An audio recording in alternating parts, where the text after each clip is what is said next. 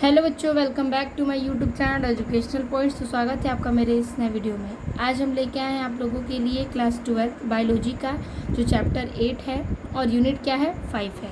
Chapter का नाम है आपका जैव एवं पर्यावरण यानी कि organism and environment. Board exam 2027 की दृष्टि से हम इस टॉपिक को आज डिस्कस करने वाले हैं।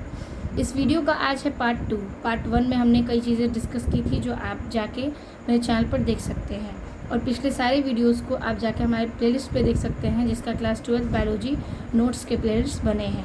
ठीक है, उसमें आपको सारे नोट्स पार्ट वाइज करके मिल जाएंगे। तो आज के इस वीडियो में हम इस चैप्टर का देखने वाले हैं पार्ट 2। तो चलिए देर न करते वीडियो को स्टार्ट करते हैं।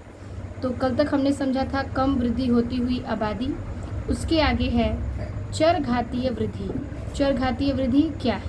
तो लिखेंगे कि किसी समष्टि की आवर्धित वृद्धि। ठीक है, किसी समष्टियों की जो आवर्धित वृद्धि है उनके लिए आवश्यक संसाधन यानी आहार और स्थान उपलब्ध होना आवश्यक है।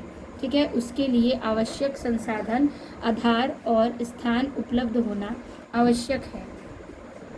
जब आवास में सभी संसाधन असीमित होते हैं, ठीक है, जब आवास में जो सभी संसाधन हैं जब असीमित होते हैं तो प्रत्येक जाति में अपनी संख्या में, ठीक है, तो प्रत्येक जाति में अपनी संख्या में वृद्धि करने की अपूर्ण क्षमता होती है। ठीक है, वृद्धि करने की अपूर्ण क्षमता होती है। और जन्मजात प्रवृत्ति भी डार्विन ने अपने प्राकृतिक वर्ण के सिद्धांत को प्रतिपादित करते समय, ठीक है, तो यहाँ पर समझिए कि कह रहा है कि जो समष्टि का आवर्धित वृद्धि है वो आवश्यक संसाधन यानी कि आहार और स्थान दोनों के लिए ही उपलब्ध होना आवश्यक है। और इस आवास में जो सभी संसाधन असीमित होते हैं वो प्रत्येक जाति में अपनी संख्या वृद्धि करने की अपूर्ण क्षमता प्रदान करते हैं। और जन्मजात प्रवृत्ति में जो डार्विन है उसने अपने प्राकृतिक वर्ण के सिद्धांत को प्रतिपादित करते हुए, ठीक है, अपने सिद्धांत को क्या किया? प्रतिपादित किया। और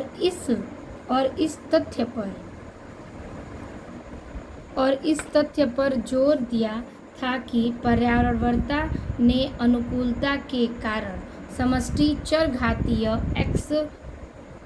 एक्सपोनेंशियल, ठीक है, एक्सपोनेंशियल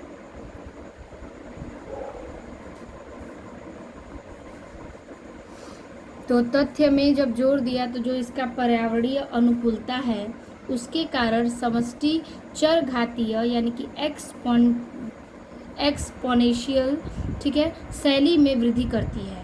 अगर n साइज की समष्टि में जन्म दर b के रूप में तथा मृत्यु दर d के रूप में प्रदर्शित करे तो इकाई समय की अवधि t=dn/dt के दौरान वृद्धि या कमी होगी।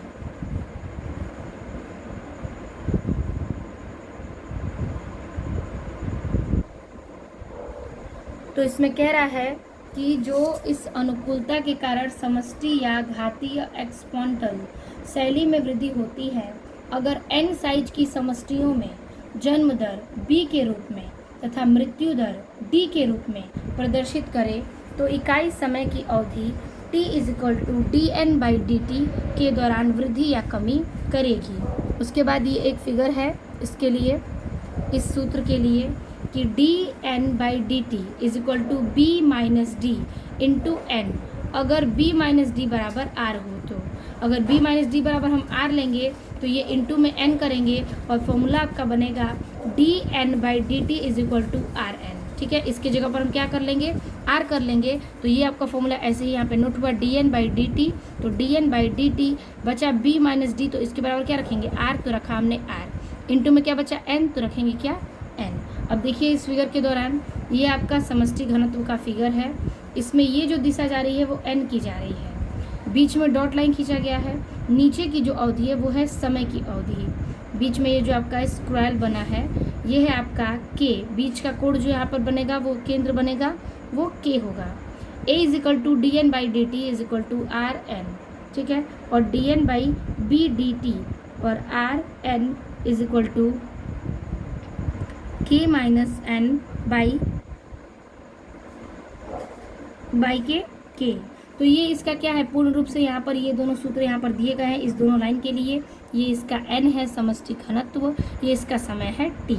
तो ये हो गया आपका क्या, उसका एक चर घातांकीय वृद्धि के लिए सूत्र और फिर उसका एक फिगर। ठीक है, तो ये हो गया पूर्ण रूप से चर घातीय वृद्धि के परिभाषा, सूत्र और उसका एक डायग्राम। ठीक है, अब हम देखेंगे नेक्स्ट हेडिंग जो कि है समष्टियों के बीच पारस्परिक क्रियाएं। तो ये आपको किस प्रकार से देखनी है, समष्टियों के बीच जो पारस्परिक क्रियाएं हैं उसको देखना है। तो देखेंगे हम, थोड़ा पेज को घुमाएंगे। तो इस प्रकार से आबादियों के बीच पारस्परिक क्रियाएं, इसके दो भाग हैं। एक पहला है धनात्मक अंतः क्रियाएं और दूसरा है ऋणात्मक अंतः क्रियाएं। ठीक है, धनात्मक में आपके ये चीज़ें पाई जाएंगी जैसे कि सहजीवन या सहजीविता, और सहजीवन या सहजीविता में पाए जाएंगे सहोपकारिता, सहभोजिता और आह्य सहकारिता। ठीक है, आह्य सहकारिता। तो ये सहजीवन और सहजीविता जो है इसके तीनों ही परिभाषा बहुत इंपॉर्टेंट है और कई बार बोर्ड एग्जाम में इसकी टिप्पणी पूछी जा चुकी है। तो ये किसमें है, आपका धनात्मक अंतः क्रियाओं में ये पाई जाएंगी। अब है ऋणात्मक अंतः क्रियाएं, इसमें होगा क्या, इसका प्रकार है स्पर्धा का, परभक्षण, परजीविता, प्रतिजीवित। ठीक है, प्रतिजीविता। ठीक है, परभक्षण, परजीविता और प्रतिजीविता। तो इन सारे टॉपिक्स को हम आबादियों के जो बीच पारस्परिक क्रियाएं हैं उनमें ये सारे टॉपिक्स हैं और इसको हम देखेंगे, समझेंगे, इसकी परिभाषाओं को देखते हैं। तो लिखेंगे इसमें पहला हेडिंग अंतः धनात्मक क्रियाएं। ठीक है, जो हमने अभी देखा अंतः धनात्मक क्रियाएं, उसके बाद उसकी क्या थी, सहजीवन या सहजीविता, उसके बाद सहोपकारिता, सहभोजिता और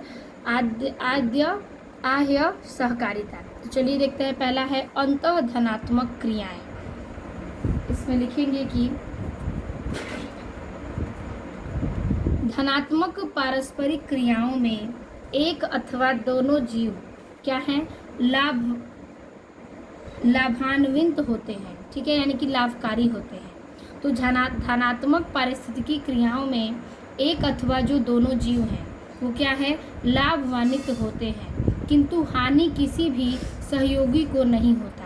यानी इस क्रिया में लाभ होता है दोनों को लेकिन हानि किसी को नहीं होता। धनात्मक पारस्परिक क्रियाओं को सहजीविता भी कहते हैं। इस धनात्मक पारस्परिक क्रिया को हम सहजीविता भी कहते हैं, जिसमें दोनों की वृद्धि हो, लेकिन दोनों जीव को तो वह लाभ होता है। ठीक है, लेकिन उन दोनों को हानि नहीं होती है। इसका प्रयोग डॉक्टर बेरी ने सन 1879 में किया था और इसका शाब्दिक अर्थ है साथ साथ रहना। इसका शाब्दिक अर्थ क्या है, साथ साथ रहना। ठीक है, तो याद रखिएगा धनात्मक पारस्परिक क्रियाओं में एक अथवा दोनों जीव लाभकारी होते हैं। दोनों को लाभ होता है लेकिन किसी को हानि नहीं होती है, और ये पारस्परिक क्रियाओं को हम सहजीविता भी कहते हैं। और इसका प्रयोग याद रखिएगा डॉक्टर बेरी ने सन 1879 ईस्वी में किया था और इसका शाब्दिक अर्थ साथ साथ रहना है। अगला हेडिंग है आपका इसमें सहजीवन या सहजीविता। ठीक है, सहजीवन और सहजीविता क्या है, तो इसमें लिखेंगे हम कि सहजीविता एक विशेष प्रकार का धनात्मक पारस्परिक संबंध है। ठीक है, सहजीविता एक विशेष प्रकार की धनात्मक पारस्परिक संबंध है जिसमें दो जातियों के जीव एक दूसरे के साथ रहते हैं। ठीक है, जिसमें क्या है, दो जातियों के जो जीव हैं वो एक दूसरे के साथ रहते हैं और आपस में एक दूसरे को लाभ पहुंचाने के लिए मिलकर कार्य करते हैं। ठीक है, इस प्रकार का संबंध 3 प्रकार से अभिव्यक्त होता है। ठीक है, तो जो सहजीविता है वो क्या है, अभी हमने बताया कि वो धनात्मक क्रियाओं का ही एक दूसरा रूप है। तो इसमें जो विशेष प्रकार का धनात्मक पारस्परिक संबंध है उसमें दोनों जातियों को क्या करना है, दोनों जातियों के जो जीव हैं वो एक दूसरे के साथ रहते हैं और आपस में एक दूसरे को लाभ पहुंचाने का कार्य भी करते हैं। यानी इसमें दोनों जीवों को लाभ है, किसी को एक दूसरे के प्रति हानि नहीं है, और इस प्रकार का संबंध 3 प्रकार से अभिव्यक्त हम कर सकते हैं। अब देखिए नेक्स्ट हेडिंग है सहोपकारिता। ये आपका मोस्ट इम्पॉर्टेंट है क्योंकि ये बोर्ड एग्जाम में कई बार पूछे गए प्रश्नों में से एक है, इसकी टिप्पणी कई बार पूछी जाती है। ठीक है, तो ये आपका इम्पॉर्टेंट है। सहोपकारिता क्या है, तो इसमें दोनों सहभागी समान रूप से लाभान्वित होते हैं। ठीक है, इसमें जो दोनों सहभागी हैं वो सामान्य रूप से क्या है, लाभान्वित होते हैं। ये जीवित रहने भोजन तथा कॉलोनी बनाने में एक दूसरे की सहायता करते हैं। ठीक है, तो इसमें क्या है, जीवित रहने और भोजन तथा कॉलोनी बनाने के लिए एक दूसरे से सहायक होते हैं। ठीक, तो ये क्या है, सहकारिता है, जो एक जीव इसमें भोजन कॉलोनी बनाने के लिए एक दूसरे के लिए सहायता करता है। एग्जाम्पल में लिखेंगे कि लाइकेन तथा साइकस की प्रवालभीय की जड़ें। ठीक है, प्रवालभीय की जड़ें, जो लाइकेन और साइकस की प्रवालभीय जड़ें हैं वो इसका क्या है, सहकारिता का एक एग्जाम्पल है। अब हम नेक्स्ट हेडिंग कहेंगे सहभोजिता, यानी कि कॉमेंसलिज्म। ठीक है, कॉमेंसलिज्म, इसमें एक सहभोजी दूसरे सहभोजी से लाभ होता है। इसमें एक सहभोजी का दूसरे सहभोजी से लाभ होता है, जबकि दूसरे सहभोजी को इस संबंध से कोई लाभ नहीं होता। ठीक है, यानी कि इसमें एक सहभोजी को दूसरे से तो लाभ होगा, लेकिन ये संबंध में दूसरे को हानि नहीं होती। ठीक है, कह रहा है कि इसमें जो सहभोजी है वो दूसरे सहभोजी से लाभ होता है, जबकि दूसरे सहभोजी को इससे कोई हानि नहीं होती, यानी हानि भी नहीं होता लेकिन दूसरे को क्या होता है, इससे लाभ पहुंचता है। जैसे कि एग्जाम्पल में लिखेंगे कठलताएं या आर्किड। ठीक है, कठलताएं या आर्किड, ये आपका सहभोजिता का एग्जाम्पल है। अब है नेक्स्ट हेडिंग आद्र सहकारिता। ठीक है, यानी कि प्रोटो कॉर्पोरेशन। इसमें लिखेंगे कि इसमें दोनों सहभोजी एक दूसरे की सहायता करते हैं। क्या करते हैं, इसमें जो दोनों सहभोजी हैं एक दूसरे की सहायता करते हैं, किंतु इसमें कोई दैहिक संबंध नहीं होता है। ठीक है, इसमें कोई दैहिक संबंध नहीं पाया जाता है और एक दूसरे के बिना जीवित रहने में असमर्थ रहते हैं, और एक दूसरे की बिना जीविता में ये असमर्थ भी रहते हैं, यानी एक दूसरे के बिना ये क्या है, अधूरे हैं, असमर्थ हैं। तो यही कह रहा है कि इसमें जो सहभोजी हैं वो एक दूसरे को सहायता प्रदान करते हैं, किंतु इनमें कोई दैहिक संबंध नहीं है, ये एक दूसरे के बिना जीवित भी रहने में समर्थ रहते हैं।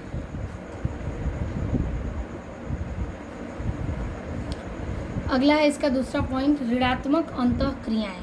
ऋणात्मक अंतःक्रिया क्या है, तो ऋणात्मक पारस्परिक क्रियाएं में एक जाति के जीवों को लाभ तथा दूसरी जाति के जीवों को हानि होती है।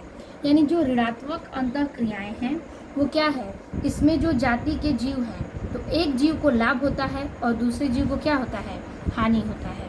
तो अब देखिए इसमें पहला क्या कह रहा है, स्पर्धा अथवा प्रतियोगिता।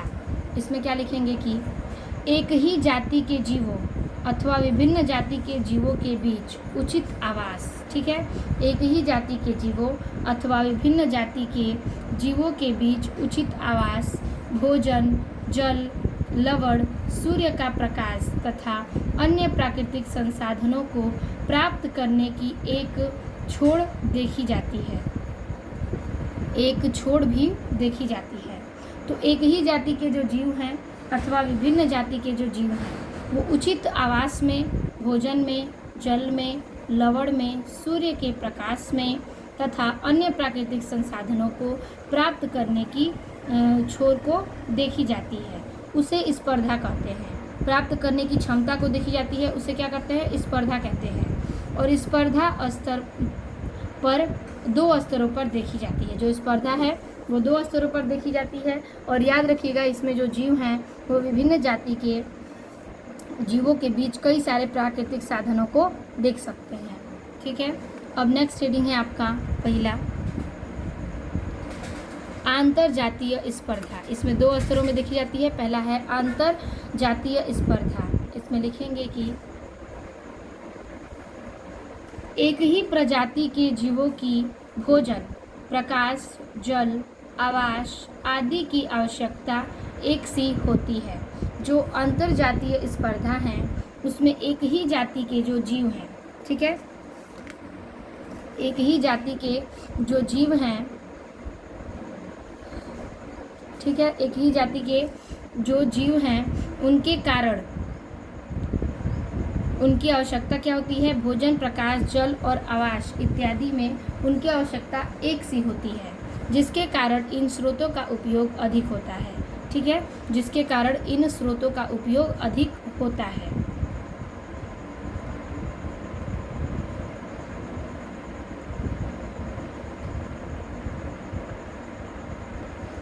तथा पर्यावरण में इनकी कमी होने लगती है।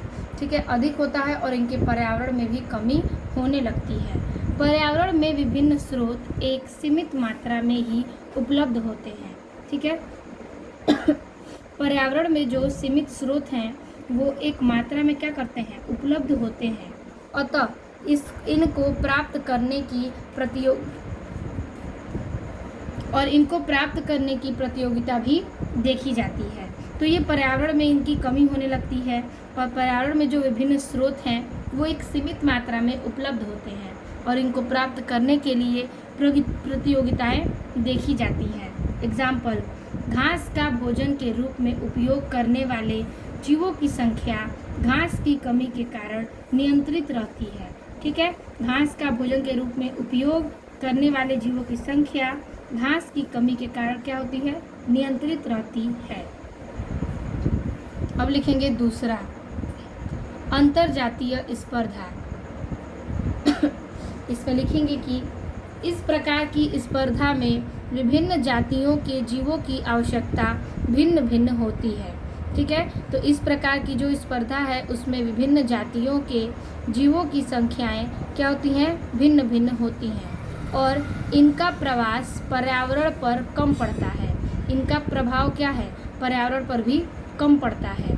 इस प्रकार की स्पर्धा में भाग लेने वाली दो जातियों में से केवल एक जाति सफल होती है। तो इस प्रकार की जो स्पर्धा में भाग लेने वाले जाति हैं वो केवल एक ही जाति इसमें सफल हो पाती है, अथवा दोनों जातियां समान रूप से अनिश्चित काल में एक साथ नहीं रहती हैं। दोनों जातियां जो हैं वो समान रूप से एक ही साथ एक अनिश्चित काल में एक साथ नहीं रहती हैं।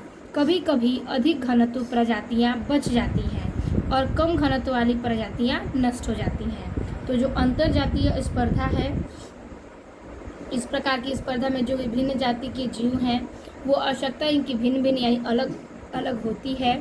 इनका प्रभाव क्या है, डायरेक्ट पर्यावरण पर पड़ता है और इस प्रकार की स्पर्धा भाग लेने वाली दो जातियों में से केवल एक जाति सफल होती है, अथवा दोनों जातियां समान रूप से अनिश्चित काल तक साथ नहीं रहती हैं। कभी कभी अधिक घनत्व प्रजाति बच जाती है और कम घनत्व वाली प्रजातियां नष्ट हो जाती हैं। ठीक है, अब है इसका दूसरा, परभक्षण।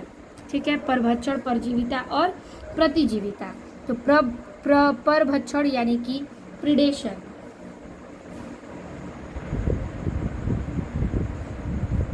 इसमें लिखेंगे कि परभक्षण दो जातियों के जीवों के बीच वह पारस्परिक संबंध है, यानी जो परभक्षण है वो दो जातियों के बीच एक ऐसा पारस्परिक संबंध है जिसमें एक जाति के जीव दूसरे जाति के जीव का, तो इसमें एक जाति का जो जीव है वो दूसरे जाति के जीव का शिकार करता है।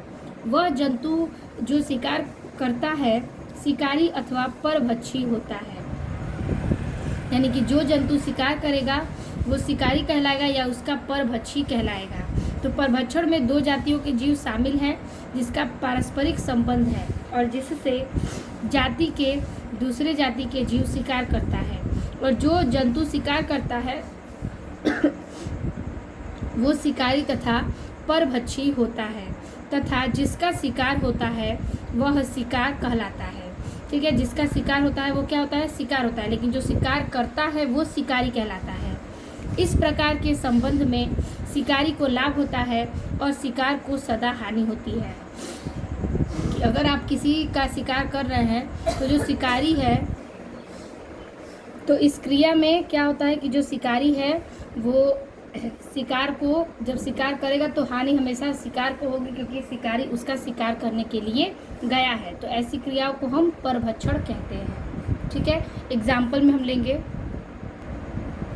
एग्जाम्पल है खाद्य श्रृंखला में घास से हिरण और हिरण से क्या है, शेर। यानी कि शेर आक्रमण करेगा हिरण पर और हिरण किस पर करेगा, घास पर। तो इसमें जो शिकारी है, शिकार हो रहा है उसका वो क्या है, हमेशा वो हानि में ही है।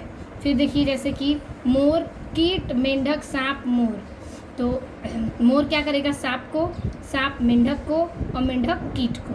तो ये सारी चीज़ें क्या है, जो शिकारी है उसको हमेशा लाभ होती जाएगी, सॉरी हानि होती जाएगी। तो शिकारी को लाभ है और शिकार करने वाले को क्या है, जो शिकार में हो रहा है, जो शिकार हो रहा है वो उसका हानि है। अगला हेडिंग है परजीविता।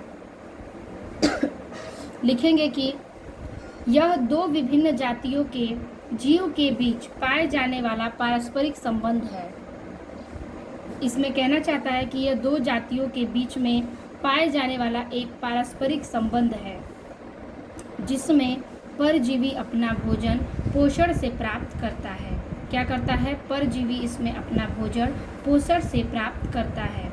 इस संबंध में परजीवी को लाभ किंतु पोषण को हानि होती है, और इस प्रकार का संबंध प्रकृति में व्यापक रूप से देखने को मिलता है। ठीक है, इस प्रकार का जो संबंध है वो प्रकृति को व्यापक रूप से देखने को मिलता है। परजीवी पोषक को नष्ट नहीं करता है। ठीक है, परजीवी जो है वो पोषक को नष्ट नहीं करता है। तो ये कहना चाहता है कि इसमें जो दो विभिन्न जातियां हैं वो जीवों के बीच पाए जाने वाले पारस्परिक संबंध से जुड़ी हैं, और जिसमें जो परजीवी अपना भोजन पोषण से प्राप्त करता है। इस संबंध में परजीवी को लाभ किंतु पोषण को हानि होती है। इस प्रकार का संबंध प्रकृति में व्यापक रूप से देखने को मिलता है, और परजीवी पोषक को भी नष्ट नहीं करता है। एग्जाम्पल, जू, लीच यानी जोक, मलेरिया, परजीवी इत्यादि। ठीक है, ये हो जाएंगे आपके परजीविता के एग्जाम्पल। अब हम अगला हेडिंग देखेंगे, परजीविता या विरोधिता या एलिलोपैथी। तो इसमें हम लिखेंगे कि इस प्रकार के संबंध में एक जाति के जीव कुछ विषैले पदार्थ उत्पन्न करते हैं। ठीक है, तो इस प्रकार के संबंध में एक जाति का जो जीव है वो विषैला पदार्थ उत्पन्न करता है, और दूसरी जाति के जीवों के लिए क्या होता है, ये हानिकारक होता है। जैसे दो जीव हैं तो उसमें जो एक जीव है वो क्या करता है, विषैला पदार्थ क्या करता है, उत्पन्न करता है। तो दूसरे जीव को जाहिर सी बात है क्या होगी, हानि होगी, तथा उन्हें वृद्धि करने के लिए रोकता है।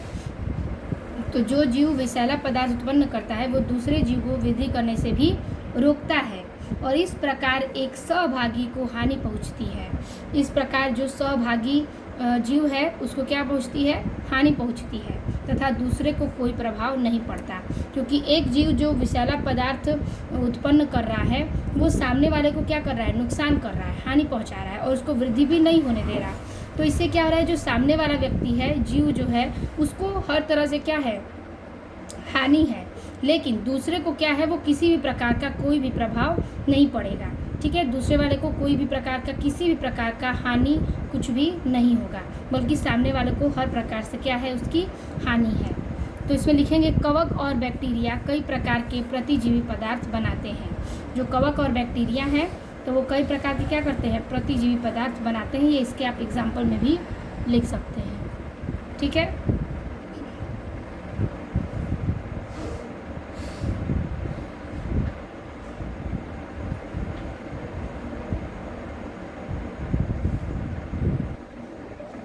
इसमें आगे लिखेंगे कि नील हरित शैवाल हाइड्रॉक्सिल एमीन नामक विषैला पदार्थ बनाता है।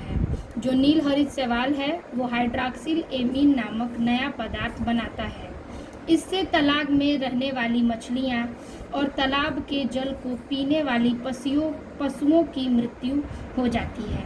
ठीक है, नील हरित शैवाल में हाइड्रॉक्सिल एमीन नामक विषैले पदार्थ बनते हैं, और इसमें तालाब में रहने वाली जो मछलियां हैं वो तालाब के जल पीने वाली पशुओं की मृत्यु हो जाती है।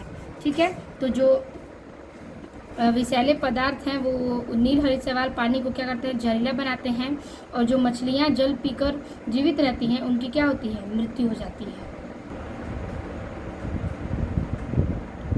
तो इस प्रकार से हमने देखा आज के टॉपिक में बस इतना ही, यानी कि आज हमारा पार्ट 2 जैव एवं पर्यावरण का टॉपिक समाप्त होता है, इकाई 5वें का। तो वीडियो अच्छी लगी हो तो लाइक कमेंट अपने दोस्तों को ज़रूर शेयर कीजिएगा। मिलते हैं आपसे नए वीडियो में नए टॉपिक के साथ, तब तक के लिए धन्यवाद।